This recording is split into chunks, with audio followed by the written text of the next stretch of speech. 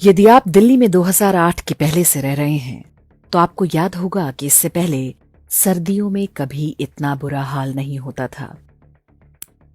वायु प्रदूषण की समस्या थी, लेकिन उसका कारण वाहनों और उद्योगों से होने वाला प्रदूषण था। जब दिल्ली से प्रदूषणकारी उद्योगों को बाहर किया गया, सल्फर रहित डीजल और सीएनजी वाहन आए, तो वायु प्रदूषण में काफी गिरावट आई।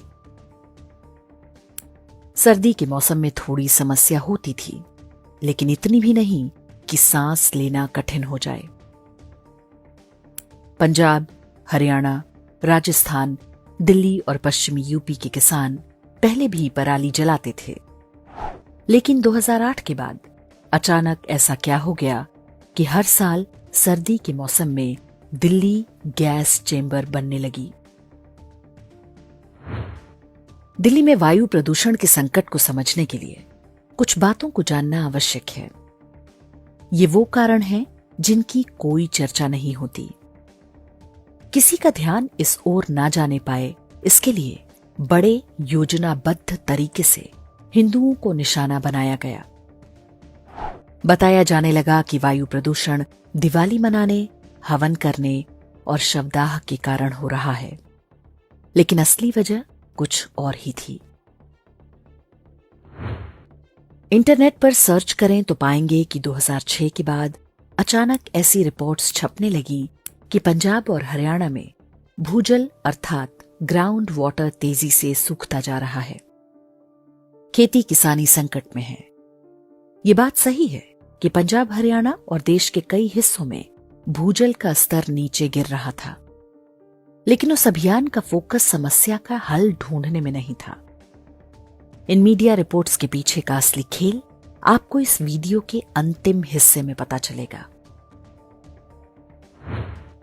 ग्राउंड वाटर में गिरावट को लेकर चल रहे मीडिया अभियानों का परिणाम हुआ कि पंजाब और हरियाणा सरकारों ने अप्रैल मई में धान बोने पर प्रतिबंध लगा दिया।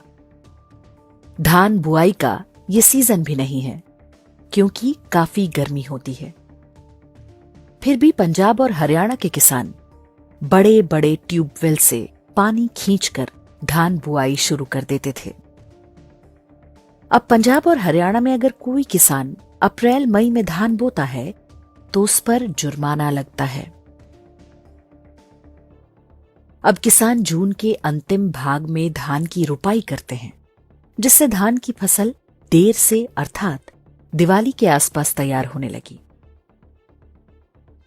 यहां बताना आवश्यक है कि पंजाब और हरियाणा में पारंपरिक रूप से धान कभी नहीं बोई जाती रही।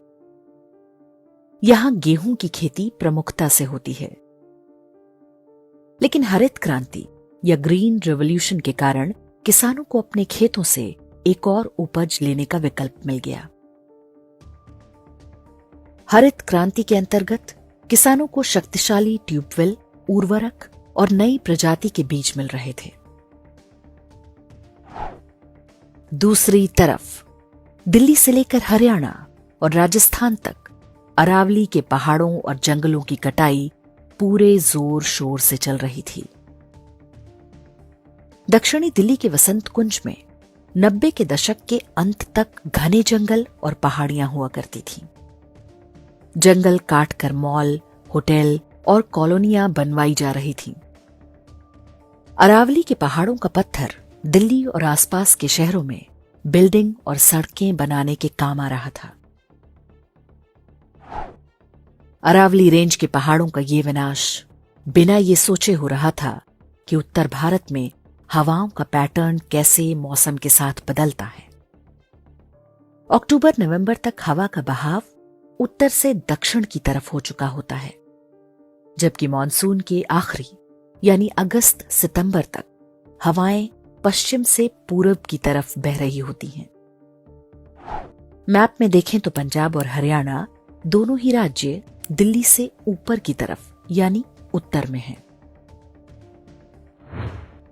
पंजाब और हरियाणा के किसान जून में धान बोते हैं, जो अक्टूबर नवंबर तक पक कर तैयार हो जाता है। वे इसे काटते हैं और फिर फटाफट खेत तैयार करने का दबाव होता है ताकि गेहूं बो सकें। दिसंबर में देरी से बुआई के कारण पैदावार कम होने का खतरा रहता है। किसान के पास समय कम होता है, पराली जलाना ही सबसे आसान उपाय होता है।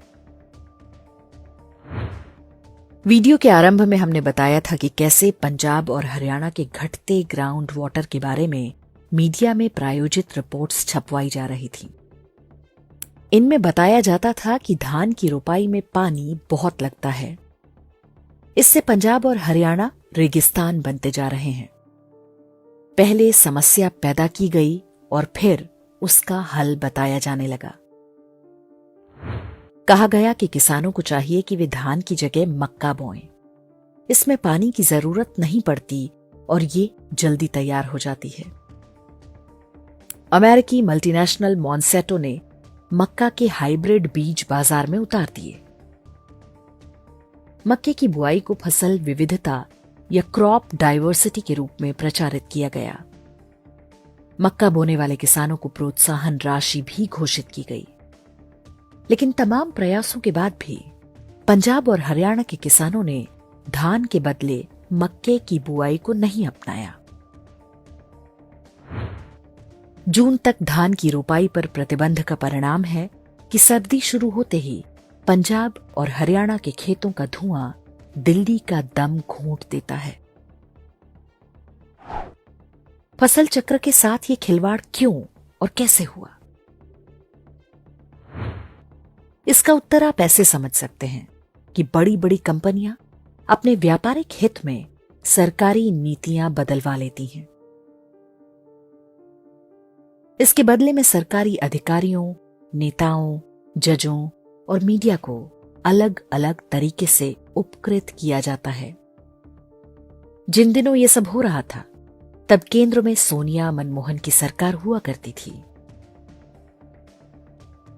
यदि ढंग से जांच हो तो पता चल जाएगा कि किन किन लोगों के बेटे बेटियों को उन दिनों अमेरिकी विश्वविद्यालयों की स्कॉलरशिप मिली। आज हम दिल्ली में वायु प्रदूषण के लिए चाहे जिसे दोषी ठहराएं, लेकिन असली दोषियों का नाम तक नहीं जानते। इसकी तुलना हम जर्मन कार कंपनी फॉक्सवैगन के कांड से कर सकते हैं। वर्ष 2015 में पता चला था कि कंपनी अपने कारों में एक चीट डिवाइस लगा रही थी ताकि जांच में उसके प्रदूषण का स्तर कम आए। जब ये पोल खुली तो यूरोप के देशों ने फॉक्सवैगन पर लगभग 30 अरब डॉलर का जुर्माना लगाया। भारत में नेशनल ग्रीन ट्रिब्यूनल ने मात्र 500 करोड़ का जुर्माना लगाया।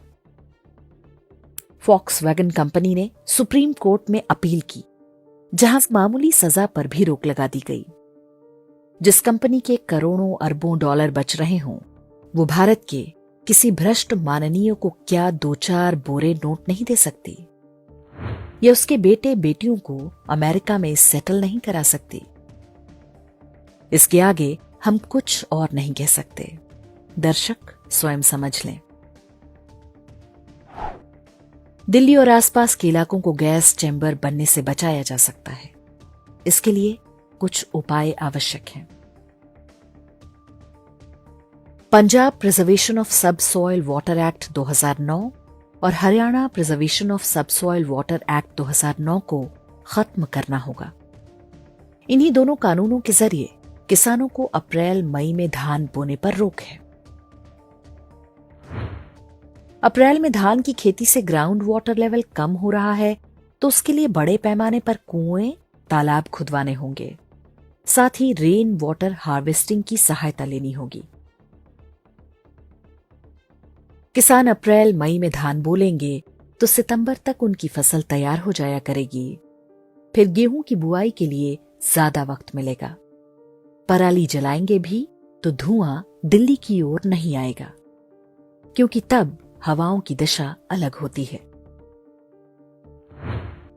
किसानों को मक्के की खेती के लिए मजबूर करने वाली बीज कंपनी मॉन्सेंटो की जांच होनी चाहिए कि उन्होंने भारत में सरकारी नीतियों को प्रभावित करने के लिए नेताओं और अधिकारियों को कैसे खुश किया। रही बात अरावली की, तो दिल्ली को बचाने वाली ये प्राकृतिक दीवार 90 के दशक के अंत तक गिराई जा चुकी थी। अब तो केवल उसका मलबा उठाने की होड़ है। इसमें तत्कालीन सरकारों, अदालतों, अधिकारियों से लेकर पर्यावरण संस्थाओं तक सबकी मिली भगत रही होगी। उस वन क्षेत्र में बड़े बड़े फार्म हाउस और कोठियां उन्हीं लोगों की हैं। सरकारी भवनों से लेकर सामान्य लोगों के घरों, फुटपाथ तक में जो लाल पत्थर लगाए जाते हैं, वे भी अरावली जैसे पहाड़ों से ही निकाले जाते हैं।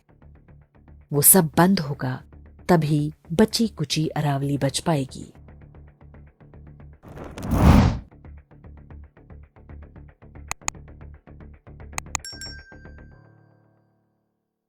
इंडेक्स ऑनलाइन के वीडियो समाज को समर्पित हैं। आप इनको डाउनलोड करके जैसे चाहे वैसे प्रयोग कर सकते हैं। चाहे तो आप हमारे टेलीग्राम चैनल से जुड़ सकते हैं। वहां सारे नए पुराने वीडियो आपको मिल जाएंगे। हमारे सोशल मीडिया लिंक हर वीडियो के डिस्क्रिप्शन में होते हैं। हमारा एकमात्र उद्देश्य हिंदू समाज को जागृत और एकजुट करना है। इसमें सहभागी बने। धन्यवाद।